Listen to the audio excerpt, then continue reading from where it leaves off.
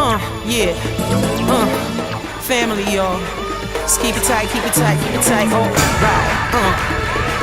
Yeah. Here we go. I'm Tom Temperley, an Episcopal seminarian at the Seminary of the Southwest. Father Jamie asked me to prepare a short reflection on the life of Martin Luther King Jr., who's recognized as a saint in the American Catholic Church. Often saints seem so much out of our league that we find it hard to see that their lives might not have been so different from our own. Inevitably, when the name Martin Luther King is mentioned, we think of the words, "I have a dream." What you may not know about this famous speech is that King is said to have borrowed the words, "I have a dream," from Prathia Hall at a speech she gave at the site of a burned down church in Carroll County, Georgia in September of 1962. Also, King was so focused on the logistics of the March on Washington that 12 hours before he actually gave the speech in which he used the words, he didn't know what he was going to say. In fact, when King asked his aides for advice about the speech on August 28th, the day before it was set to happen, Wyatt Walker, one of his aides, told him, "Oh, don't use the lines about 'I have a dream.'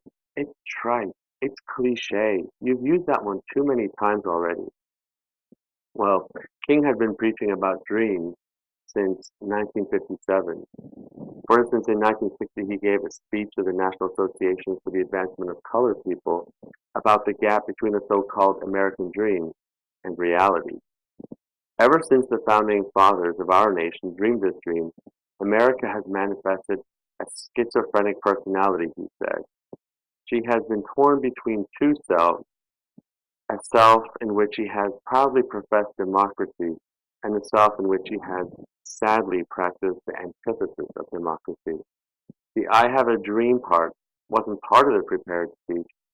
He's in front of these thousands and thousands and thousands, hundreds of thousands of people at this March on Washington, and he's giving his speech, and Mahalia Jackson, somewhere in the crowd, shouts out and says, "Tell him about the dream, tell him about the dream," and this may be famous, and then he basically sort of sets down his script and goes off script and starts talking about this "I have a dream." But I would say that somebody who not just says those words, but deep in their heart is so connected to the truth of that, they're living inside themselves, they are able to connect with that deep truth that knows beyond anything culturally or socially we've been conditioned to think that, yes, deep in my heart, there's a place in all of us, I believe, that knows that we are all equal, that we are all created equal, that we are all created in the image of God, and that we are good. And King had an abiding connection to that I think was really, really the source of his strength, because, man, he went through it. It's very natural for us to ideal a person like Martin Luther King, so much so that we forget he was merely human just like us. Martin Luther King was highly educated, yes, but he might not have been as creative as he was good at using other people's words and presenting them in a way that we would never forget. The story of Martin Luther King's rise to prominence is largely one of being in the right place at the right time, with the right skills, and a deep, abiding trust that doing the right thing was more important, more true, more real than cowering in fear because of the numerous death threats that he and his family had received.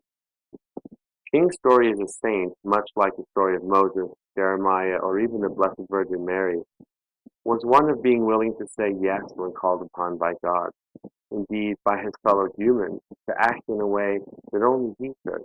So far, he sounds quite heroic and saintly.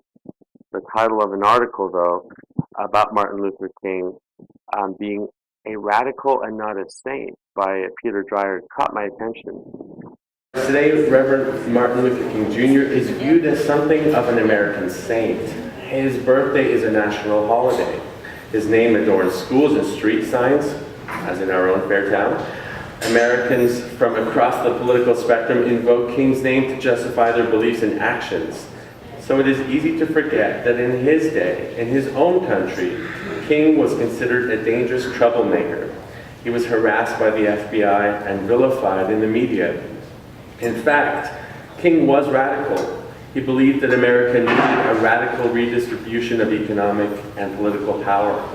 He challenged America's class system and its radical caste system. I like that because we think of caste system, we think India. That's not us, we don't do that.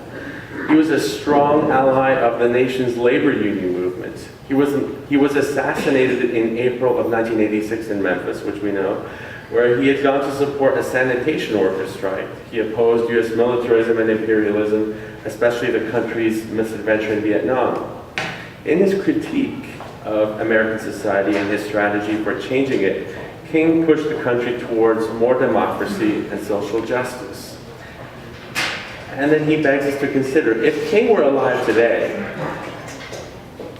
we could easily imagine him standing with Walmart employees and other workers to fight for a living wage and the right to unionize. We might imagine him in the forefront of the battle for strong gun controls, or to thwart the influence of the NRA, the National Rifle Association, perhaps. We might see him protesting the abuses of Wall Street banks, standing side by side with homeowners facing foreclosure, crusading together for regulations against ripoffs, calling for dramatic cuts in the military budget, perhaps, and looking to reinvest more money in education or health and jobs. We might imagine him marching with immigrants and their allies in the support of the DREAM Act and comprehensive immigration reform. And this was interesting to me as well, because this last point that he made points Martin Luther King as a person, a progressive person, but in his day, in 1960, and he says, like most Americans in his day, King was homophobic. And even though one of his closest advisors, Bayard Rustin, was gay, he was a product of his time. That was the climate. But we could imagine perhaps today, if King were alive, that he would likely be an advocate of LGBT rights. So I say all that because it begs the question, if he were alive today, what might he be up to? What might the spirit of Martin Luther King be championing today? Where would he see inequality? Where would he see the difference, the dichotomy between the American dream and freedom for all, and sometimes the reality that falls very, very short of that? So I encourage you to consider how popular some of these causes might be in American society today. How would the church react to someone who championed these causes today? It is quite likely that large parts of our country and the church might consider such a person to be a troublemaker. Such a person might be considered a problem, not a saint. But political activism alone didn't make King a saint.